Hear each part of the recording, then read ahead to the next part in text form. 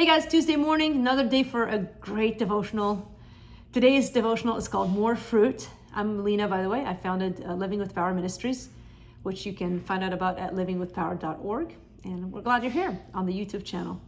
The verse that I'm focusing on is John 15:16.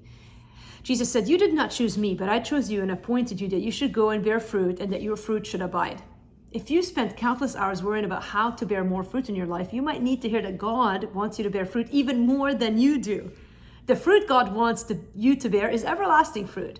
In John 15:16, Jesus reminds his disciples some key principles for the Christian life. He says, "You did not choose me, but I chose you and appointed you that you should go and bear fruit and that your fruit should abide."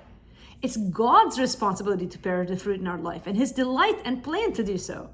The key is trusting him not only to bear fruit, but to yield to him to bear the fruit that is correct in its time and its way in your life.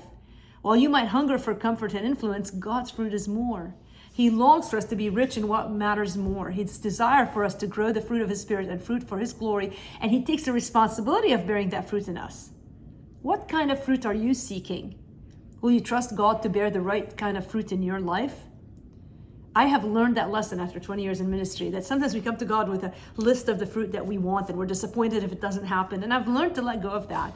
God knows the fruit that he wants, and I'm trusting him to bear it in our ministry, in my life, fruit of the Spirit that is deepening in my soul, in my heart.